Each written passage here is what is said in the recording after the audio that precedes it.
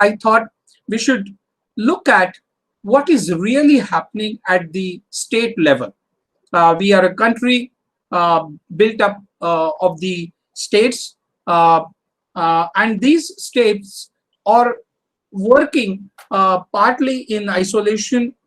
If you look at the history of biodiversity research, until we had the Biological Diversity Act, because Biological Diversity Act for the first time gave a structure in the form of National Biodiversity Authority and the state's Biodiversity Board.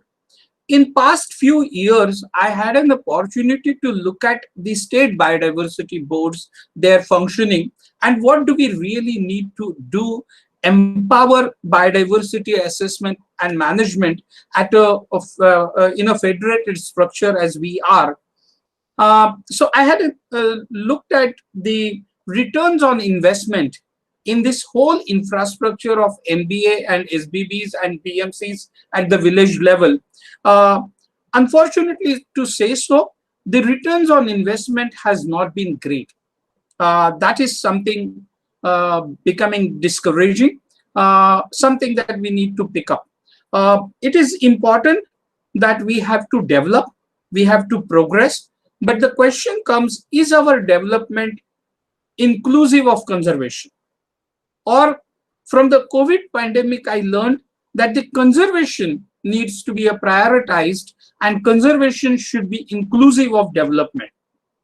So what is the role then it brings on all these paradigm to the state biodiversity boards? To me, state biodiversity boards needs to be thought leader. They need to be initiators. They need to advance the implementation of biodiversity monitoring and assessment as well as its conservation. They need to play a vital role in becoming people-centric and bringing in people-centric activities. So on this backdrop, I'm going to offer the PanchSutras for the state biodiversity boards. What should the state biodiversity boards must be doing? The 5 sutras that I wish to offer, the first one of them is strengthening the governance and regulatory mechanism of the SBBs. You elucidated absolutely about the institutional constraint, the slowness of approval processes, lack of understanding of the needs of the researchers or even of the commercial entities and the local citizens. So we need to embark on e-governance. Data has to be a primary currency that on which the state biodiversity board's richness needs to be calculated. Many of the boards, even though they are on one side stringent in regulations, there is very loose and lethargy in terms of biocustoms and biosecurity regime, anti-trafficking measures in terms of bioresources and trafficking. ABS mechanisms are quite weak. Biosafety protocols need to be brought in place, and something that as we have learned from the COVID pandemic, we would have to include biosafety protocols, biosecurity protocols, even at a BMC level. The second sutra that I wish to offer is maintaining and consolidating biodiversity conservation networks. We have isolated pockets of biodiversity researchers, surveyors, and conservationists. Conservationists are often looked at folks who probably do not have anything else to do. And I think that thought process needs to change. We need to have biodiversity ambassadors as the coordinators of biodiversity related assessment, management, and conservation activities, if not at a village level, but definitely at the district levels. So in Maharashtra, I did suggest to appoint them as the Jaiva Vividhata Doot, as biodiversity conservator, biodiversity ambassadors. The network of the technical supports groups. Amit, in his last slide, talked about messages to technical support group. I think the lack of having technical supports group available to the BMC level is definitely hindering the quality of the data, authenticity of the data, and the identification of the proper resources. E-catalogs of experts, I mean, simple step to begin.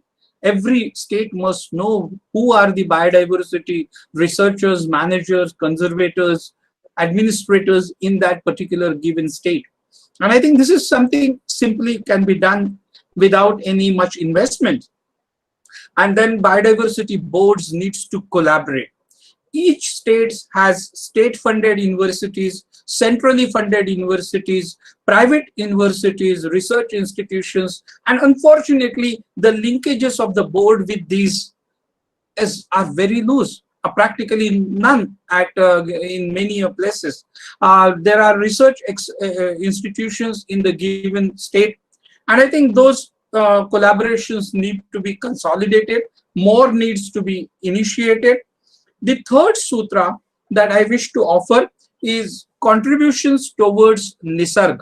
And you, as you rightly elucidated, Kamal, Nisarg stands for National Initiative for Sustained Assessment of Bioresources Governance. So definitely, Amit, you talked about PBR and PBR challenges. PBR needs to move to ePBR framework, which NBA is proactively working about. Also, biodiversity information outlook should not be only limited at national level, but needs to be brought in at a state level or at a union territory level. The information infrastructure, Jitendra, you highlighted the need. I wouldn't go much into it, but I definitely feel there needs to be a more coordinated citizens observations network. And these networks need to be given some sort of status or some sort of affiliations, I would say, rather than keeping them hanging loose, so that they can work more proactively and engage with the authorities in much better way.